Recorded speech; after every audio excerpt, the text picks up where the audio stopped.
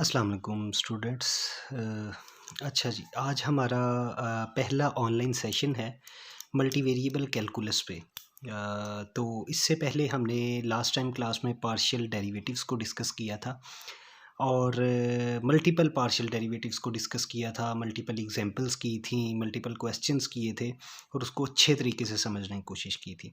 अभी हम online schedule है आगे से हमारा ऑनवर्ड्स, तो मेरी पूरी कोशिश होगी कि ऑनलाइन भी मैं आपको अच्छे तरीके से समझाने की कोशिश करूं। तो आज का जो हमारा टॉपिक है वो है चेन रूल। तो आप ज़रा गौर से देखें कि मैंने स्टार्ट पे अपनी बुक के पेज नंबर्स मेंशन कर दिए हैं जहाँ से मैंने ये लेक्चर बनाया है।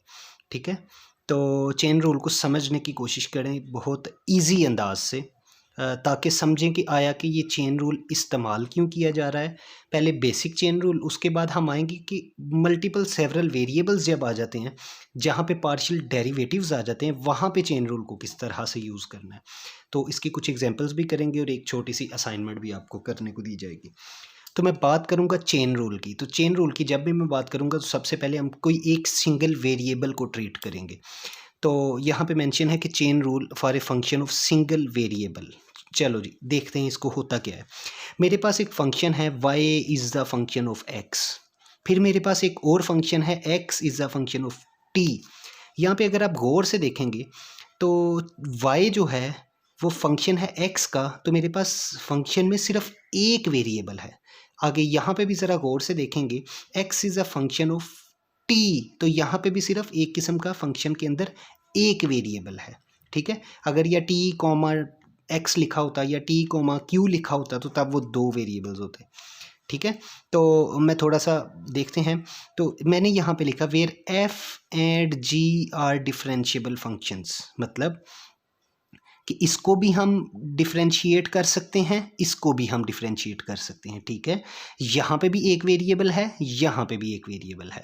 ज़रा गौर से देखिएगा कि जब मैं y का फंक्शन लेता हूँ, विद रिस्पेक्ट टू y का डेरिवेटिव लेता हूँ, तो आंसर निकलता है विद रिस्पेक्ट टू x के साथ। तो जब x का डेरिवेटिव लेंगे तो ये आंसर निकलेगा विद रिस्पेक्ट टू t के साथ। Where f and g are differentiable functions, ये रियलिटी है। मैं कह सकता हूँ कि y के अंदर x की चीज़ें छुपी हैं और x के अंदर t की चीज़ें छुपी हैं। तो y डायरेक्टली तो t डिपेंडेंट नहीं है, लेकिन इनडायरेक्टली है। कैसे? y के अंदर x की चीज़ें हैं, x के अंदर t की चीज़ें हैं। ये एक आसान अल्फाज में समझाने का तरीका है। तो मैं कह सकता हूँ कि y का तो मैं डेरिवेटिव ले सकता हूँ विद रिस्पेक्ट टू x, और इस x का डेरिवेटिव ले सकता हूँ विद रिस्पेक्ट टू t। लेकिन अगर मैं चाहूँ कि मैं डेरिवेटिव फाइंड करूँ y का विद रिस्पेक्ट टू t, तो मैं कह सकता हूँ मैं इसका डेरिवेटिव फाइंड कर सकता हूँ, डायरेक्टली नहीं। क्यों? क्योंकि y में x है और x में t है। तो डायरेक्टली तो मैं y का derivative with respect to t नहीं फाइंड कर सकता, लेकिन इनडायरेक्टली फाइंड कर सकता हूँ। y is indirectly a differentiable function of t। मतलब मैं फाइंड करना चाह रहा हूँ dy बाई dt, क्योंकि इसको देख के dy by d x easily find हो जाएगा, इसको देख के dx by dt easily find हो जाएगा। मैं चाह रहा हूँ y का with respect to t find करना, तो ये डायरेक्टली तो पॉसिबल नहीं है, लेकिन इनडायरेक्टली हम कर सकते हैं। तो जब भी ऐसी स्टेट आ जाए तो वहाँ पे इस्तेमाल किया जाता है चेन रूल। तो मैंने फाइंड करना है y with respect to t, तो यहाँ मैंने लिखा dy ओवर dt, मतलब y का डेरिवेटिव लेना है विद रिस्पेक्ट टू dt लेना है। वो किसके इक्वल होगा? वो इक्वल होगा dy by d x into D x by d T. Chain rule का कमाल ये होता है कि ये सही जा रहा है गलत, इसको देखना हो तो जो टर्म यहाँ पे होती है एग्जैक्ट वही टर्म यहाँ पे होती है। ये क्रॉस में टर्म्स सेम होती हैं, तो इस क्रॉस में अगर आप देखोगे तो एग्जैक्टली वो टर्म्स बन रही होंगी जो आप फाइंड करना चाह रहे हो। तो ज़रा गौर से देखें, dy बाई डी टी किसके इक्वल है? dy by d x into D x by d T. अब ये देखें बड़ा आसान है, dy by d x find करना है, पहला फंक्शन आपको दे देगा dy बाई डी एक्स।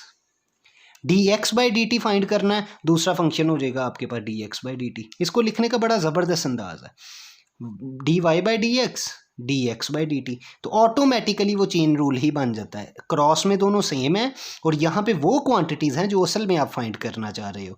तो वाकई सही बात है कि इस इक्वेशन से हमें मिलेगा dy बाई डी एक्स इस इक्वेशन से मिलेगा dx बाई dt। तो डायरेक्टली तो हम y को विद रिस्पेक्ट टू t नहीं दे सकते, लेकिन इनडायरेक्टली हम यूजिंग चेन रूल हम ये निकाल सकते हैं।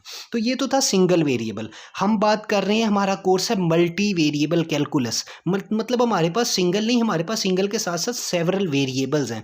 तो जब भी हम सेवरल वेरिएबल्स की बात करते हैं तो वहाँ पे पार्शियल डेरिवेटिव्स आ जाते हैं। तो यहाँ पे तो थे सिंगल वेरिएबल्स, अब हम आ गए मल्टी वेरिएबल्स में, सेवरल वेरिएबल्स में, एक से ज़्यादा वेरिएबल्स में। तो जब भी एक से ज़्यादा वेरिएबल्स आ जाते हैं किसी एक फंक्शन के अंदर तो वहाँ पे पार्शियल डेरिवेटिव यूज़ होता है। तो ऑब्वियसली तो फिर वहाँ पे जो चेन रूल इस्तेमाल करेंगे वो पार्शियल डेरिवेटिव का चेन रूल होगा। तो chain rule for the function of several variables, obviously यहाँ पे पार्शियल डेरिवेटिव्स यूज होंगे क्योंकि सेवरल वेरिएबल्स आ गए किसी एक फंक्शन में। ठीक है, तो इसमें मल्टीपल केसेस हैं। आज सिर्फ हम केस 1 डिस्कस करेंगे, केस 2 हमारा नेक्स्ट टॉपिक होगा। लो, केस 1 में क्या है, अब हमारे पास z फंक्शन है जिसमें 2 वेरिएबल्स हैं, जबकि पहले सिंगल वेरिएबल में y फंक्शन था जिसमें सिर्फ एक वेरिएबल था, x फंक्शन था जिसमें सिर्फ एक वेरिएबल था। अब हमारे पास एक फंक्शन ऐसा मौजूद है जिसमें x भी वेरिएबल है, y भी x। तो मैं कह सकता हूँ z के अंदर x और y के पैरामीटर्स छुपे हुए हैं। z is equal to f of x comma y is differentiable form of x and y। कहता है ये फंक्शन है जो कि डिपेंडेंट है x और y पे, और ये इसका हम डेरिवेटिव ले सकते हैं। ठीक है, वेयर इसमें जो x छुपा हुआ है वो कहता है वो t का फंक्शन है। उसने कहा x किसके इक्वल है, g ऑफ t, और ये y किसके इक्वल है, h ऑफ t। तो मैं कह सकता हूँ x is a function of t, मैं कह सकता हूँ y is a function of t। तो मैं यहाँ से देख के कहूँगा कि अगर z फंक्शन है x और y का, x आगे से फंक्शन है t का, y आगे से फंक्शन है t का, तो मैं कह सकता हूँ z is indirectly differentiable form of t। मतलब z x और y का तो फंक्शन है लेकिन x और y t से पे डिपेंडेंट है, वो t के फंक्शंस हैं आगे। तो z का हम t के लिहाज से डेरिवेटिव ले सकते हैं इनडायरेक्टली, डायरेक्टली नहीं। तो यहाँ पे भी ऑब्वियसली चेन रूल इस्तेमाल होगा। तो यहाँ पे फंक्शंस के अंदर एक फंक्शन में आगे 2 वेरिएबल्स हैं तो यहाँ पे पार्शियल डेरिवेटिव भी इस्तेमाल होगा। तो ये पहला केस था। तो इसका किस तरह से चेन रूल इस्तेमाल करेंगे, देखें मैंने फाइंड ये नहीं करना कि partial z with respect to x, ना मैंने ये फाइंड करना है partial z with respect to y, मैंने ये फाइंड करना है partial z with respect to t। क्यों, क्योंकि इसके अंदर जो x और y छुपा है वो t पर डिपेंडेंट है। जरा गौर से देखें, x is a function of t, y is a function of t। तो मुझे जो चाहिए है, मुझे चाहिए है derivative of z with respect to t। तो मुझे असल में dz बाई dt चाहिए। ठीक है, तो dz बाई dt निकालने के लिए मेरे पास ये 2 फंक्शंस मौजूद हैं। तो इसको लिखने का बड़ा आसान तरीका है, इन 2 टर्म्स को बिल्कुल आप भूल जाएं। इन 2 टर्म्स को आपके पास, ये 2 टर्म्स बिल्कुल भूल जाएं, क्लियरली भूल जाएं। आपके पास एक फंक्शन है x is equal to g of t। यहाँ से क्या मिलेगा आपको, यहाँ से आपको मिलेगा dx by d t, dx by d t यहाँ पे लिखें। आपके पास फंक्शन है y is equal to h of t, यहाँ से क्या मिलेगा, यहाँ पे आपको मिलेगा dy बाई डी टी। तो ये 2 टर्म्स, इससे जो डेरिवेटिव मिलेगा वो लिख लिया, इससे जो डेरिवेटिव मिलेगा वो लिख लिया। ठीक हो गया। तो बाकी पीछे क्या बचा, पार्शियल z बाई, ये देखें अब यहाँ पे गौर से देखिएगा, क्यों लेना है z का, इसके अंदर x भी छुपा है तो y भी। तो जब इसका डेरिवेटिव लूँगा तो एक दफ़ा x के लिहाज से लूँगा और एक दफ़ा y के लिहाज से लूँगा। और जब भी एक फंक्शन में 2 वेरिएबल्स यूज़ होते हैं तो वहाँ पार्शियल डेरिवेटिव आता है। तो मैंने इन दोनों के सिंपल डेरिवेटिव्स लिए हैं ऑब्वियसली, क्योंकि एक एक वेरिएबल है, सिंगल डेरिवेटिव सिंपल से आएंगे। यहाँ पे 2 वेरिएबल्स यूज़ हुए हैं तो यहाँ लिखा मैंने partial z with respect to x, यहाँ लिखा partial z with respect to y। असल में जब 2 वेरिएबल्स आ जाते हैं ना तो चेन रूल यही लगा है सिंगल वेरिएबल वाला, लेकिन उसमें एक चीज़ ऐड हो गई है। चूंकि 2 वेरिएबल्स हैं तो 2 चीज़ें हैं। ठीक है, नंबर 2, चूंकि 2 वेरिएबल्स हैं तो पार्शियल डेरिवेटिव भी यूज़ हो रहा है। तो ज़रा गौर से देखें, यहाँ से आपको मिला partial z over partial x। देखें दोबारा से, मैंने दोबारा आपको कहा था क्रॉस में देखें, दोनों चीज़ें सेम है। देखें x और x, इस तरफ अगर गौर से देखेंगे तो वो चीज़ बनेगी जो आप फाइंड करना चाह रहे हैं, partial z by partial t। इधर भी देख लें पार्शियल y पार्शियल y, इधर क्या है पार्शियल y dy, मतलब y सेम है, पार्शियल z dt। ठीक है, तो ये सारी चीज़ें कैलकुलेटेड हैं, आप इजीली कैलकुलेट कर सकते हैं, ये लिखना मुश्किल नहीं है। क्या तरीकाकार है, आप partial z by partial t find करना चाहते हैं, यहाँ पे ख़त्म कर दें। ठीक है, पहला फंक्शन है उससे जो मिलता है वो लिख लें, dx बाई dt मिलेगा। ठीक है, दूसरा फंक्शन है यहाँ से dy बाई dt मिलेगा, लिख लिया प्लस। ठीक है, अच्छा जी, पीछे साथ में इसका chain rule, obviously chain rule क्या कहता था, तो यहाँ पे ये फंक्शन है z is equal to f of, तो यहाँ पे फिर पार्शियल डेरिवेटिव लिया जाएगा, partial z by partial x, एक दफ़ा x के लिहाज से, partial z by partial y, एक दफ़ा y। ये भी शुरू में याद नहीं होता, लेकिन जैसे आप प्रैक्टिस करेंगे, कुछ एक दो एग्जाम्पल्स करेंगे तो आपको चेन रूल के केसेस, अब यहाँ पे मल्टीपल केसेस हैं, ये एक पहला केस है, आपने क्वेश्चन को देख के समझना इस पर कौन सा केस अप्लाई होता है। इस पहले केस की पहचान ये है कि जो फंक्शन है हमें गिवन है जिसका डेरिवेटिव लेना है विद रिस्पेक्ट टू टी, उसमें फर्दर दो वेरिएबल्स हैं, ठीक है। तो आगे देखेंगे केस 3 वो इससे कुछ डिफर कर रहा होगा, ठीक है, कुछ ना कुछ डिफर कर रहा होगा। तो क्वेश्चन को देख के आपने केस डिफाइन करना है, और केस डिफाइन करके आपने उसके हिसाब से उसका चेन रूल लगाना है, और चेन रूल याद नहीं करना, ये याद किया ही नहीं जाता, ठीक है, ये भूल जाता है, इसको समझना है। तो एक दो क्वेश्चंस करेंगे तो ये ऑटोमेटिकली याद भी हो जाएगा और समझ भी आ जाएगा। तो इस केस 1 पे एक छोटी सी एग्जांपल करने की कोशिश करते हैं, ठीक है जी। तो हमारे पास एग्जांपल है, बड़ी सिंपल एग्जांपल है, let's we have z is equal to x square y plus 3xy4। अब यहाँ पे मुझे पता है कि ये सिंपल डेरिवेटिव नहीं है, ये z है, उसके अंदर x और y छुपे हुए हैं, z is a function of two variables having x and y। तो मुझे समझ आ गई है कि ये जो है सेवरल वेरिएबल्स की प्रॉब्लम है, तो पार्शियल डेरिवेटिव तो लाजमी आएगा। आगे x is a function of t and y is a function of t, उसने कहा फाइंड करें dz by d t at t is equal to 0, इस t इज इक्वल टू 0 को भी भूलें। अभी सिर्फ ये फाइंड करना है dz बाई डी टी। तो मुझे समझ आया ये केस 1 है, पार्शियल डेरिवेटिव भी यूज होगा, क्यों, क्योंकि z is a function of x comma y। सो तो चेन रूल लगाते हैं। मैंने कहा चेन रूल लगाने का क्या तरीका है, ये दो चीज़ें भूल जाएं। पहले देखें x और y को, x is a function of t तो यहाँ पे लिखें dx by d T, y is a function of t यहाँ लिखें dy बाई डी टी, ठीक है, और अंदर प्लस, तो यहाँ पे पीछे क्या आएगा, इसका डेरिवेटिव, एक दफ़ा x के लिहाज से एक दफ़ा y के लिहाज से, दो फंक्शन है तो पार्शियल आएगा, तो partial z by partial x, partial z by partial y। अब सिंपल ये चीज़ें फाइंड करनी है, सिंपल।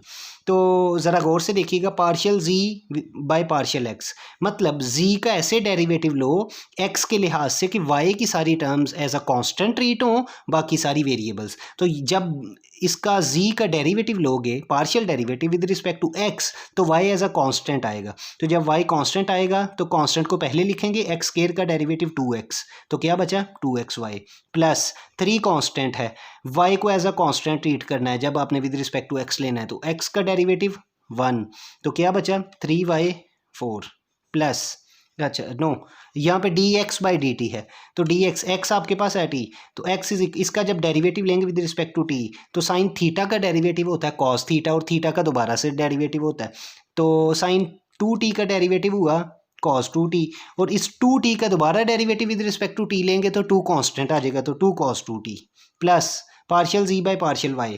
आपके पास z मौजूद है, विद रिस्पेक्ट टू y लेना है, तो जब partial derivative with respect to y लेना है तो x as a constant treat होगा और y एज अ वेरिएबल।